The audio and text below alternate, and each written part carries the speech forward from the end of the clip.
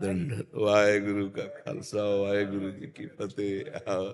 बहुत कृपा, बहुत कृपा। लाओ श्री जी के कुछ प्रसादी वस्त्र, बहुत दिनों बाद दर्शन दिए आकर के।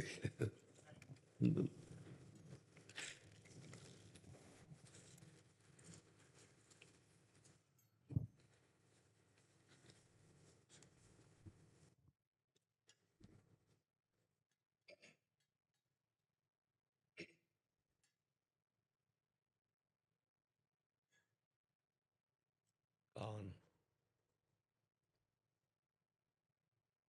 राधे राम।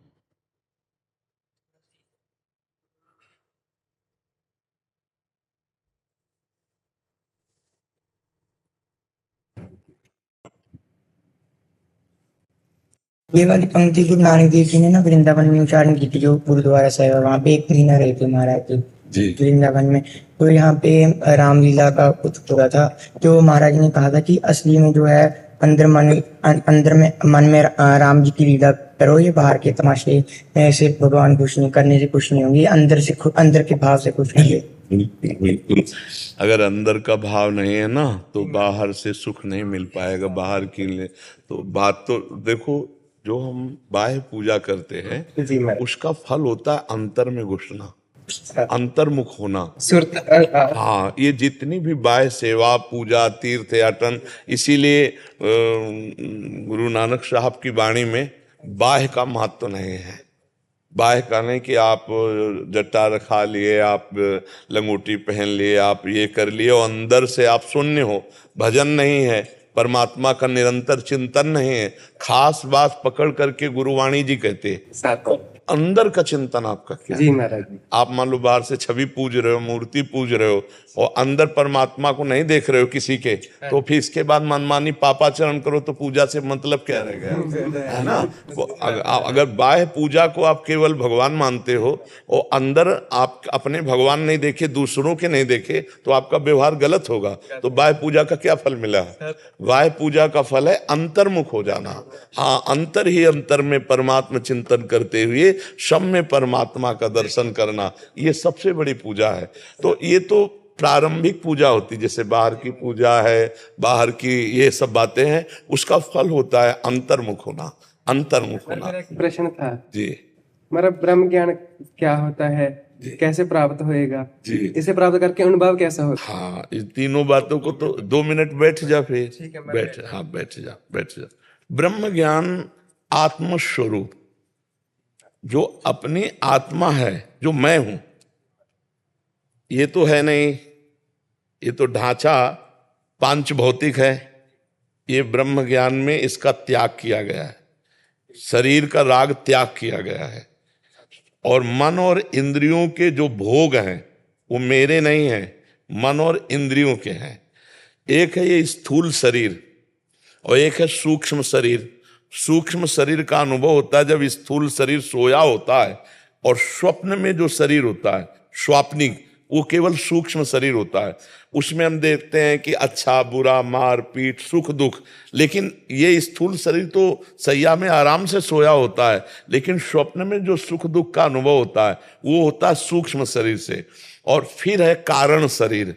कारण शरीर का अनुभव होता है जैसे हम खूब नींद में सो गए गाढ़, फिर हमें आया कि आज 5 घंटे में बहुत सोए, 5 घंटे बहुत सोए, तो जो आत्मा साक्षी है वो उसको अनुभव करा रहा है। तो स्थूल सूक्ष्म कारण, स्थूल जागृत अवस्था ये, सूक्ष्म स्वप्नावस्था, कारण सुषुप्ति अवस्था, और जो तीनों को जानता है साक्षी परमेश्वर, वही आत्मा स्वरूप है और उसको अनुभव करना है। ये तो बात हो गई उसकी। इन तीनों शरीरों से रहित होकर उसका अनुभव करना है, ब्रह्म ज्ञान प्राप्त करना। और उसके अनुभव की स्थिति में पहुंचने के लिए गुरु कृपा अत्यंत अनिवार्य है, क्योंकि इस शरीर से राग छोड़ना बहुत कठिन है। मगर आनंद होता है वहां। आनंद नहीं, परमानंद। हाँ। मतलब परम आनंद और अगाध आनंद, अखंड आनंद, अनंतानंद। हाँ, तभी तो बड़े बड़े संत महात्माओं को, बड़े गुरुजनों को इतना जब कष्ट दिया गया तब भी मुस्कुरा के बोले तेरा किया मीठा लगे। वाहिगुरु का हर विधान सर माथे और परमानंदमय। तो स्थूल शरीर को कष्ट दिया जा रहा है क्योंकि और ये कर्म के अनुसार है नहीं, जी महाराज। ये कर्म साधारण प्राणियों के शरीर पे होता है, समर्थ पुरुषों में नहीं। समर्थ पुरुष ये दिखाए कि हम धर्म के लिए अपने शरीर को शहीद करते हैं। धर्म के लिए तेग बहादुर सिंह जी ने जो इतनी सामर्थ्य रखते थे, उनके शिष्य जन कि अधर्मियों को दंड देने में पूर्ण समर्थ थे, तो नजदीक बुलाया और स्पर्श किया और सारी शक्ति ले ली, कहा आप करके दिखाओ। तो ऐसे बोले नहीं, सहना है, जार को जरना है। हाँ, हमको ये दिखाना है कि हम अपने धर्म के लिए प्राणों की बाजी लगा सकते हैं। और गर्दन कटवा दी। और इतने सामर्थ्यशाली थे, तन से भी, मन से भी और स्वरूप से भी, कि अगर वो एक संकल्प कर लेते तो विधर्मी सब मर जाते, सब नष्ट हो जाते। हाँ, तो हमारे गुरुजनों ने उसी स्वरूप में स्थित होकर, स्वरूप में कष्ट नहीं है, देह में कष्ट है, तभी वो कह रहे तेरा किया मीठा लागे। नहीं तो देह जल रही है तो फिर ताप तो लगे ना, लेकिन वो आत्मा, हाँ, जो आत्मा है, नयनम छिंदन्ति शस्त्राणि नयनम दहति पावका न चैनम क्लेदयन्त्यापो न शोष्यति मारुता। अग्नि उसे जला नहीं सकती, कोई अस्त्र उसे छेद नहीं सकता, वायु उसको सुखा नहीं सकती, जल उसे डुबो नहीं सकता। वो ऐसा आत्मा है। हमारे परमात्मा आप भेजता है साधुओं को दुनिया के भले ली। जी जी, वो परमात्मा स्वरूप ही होते हैं।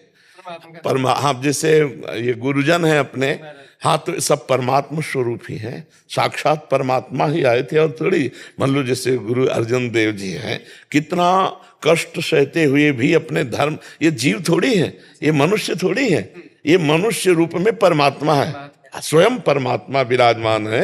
ये 10 योग जो गुरु है ना, ये स्वयं परमात्मा है। तो कितनी छोटी अवस्था में सबके रोग को लेकर अपने प्राणों का बलिदान दे दिया।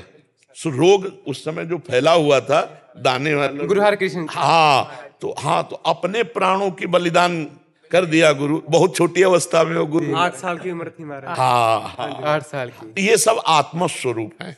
हाँ, ये शरीर से ये ब्रह्म ज्ञान प्राप्त। पर ब्रह्म ज्ञान का संबंध जो होता है उम्र से नहीं होता। नहीं नहीं नहीं नहीं नहीं, वो ये तो बचपन में हो सकता है, जवानी में भी, बुढ़ेपे में। हाँ, श्री सुखदेव जी 16 वर्ष की अवस्था के हैं, लेकिन ब्रह्म ज्ञान संपन्न तो हजार वर्ष की आयु के महात्मा खड़े होकर हाथ जोड़कर उनको प्रणाम करते हैं।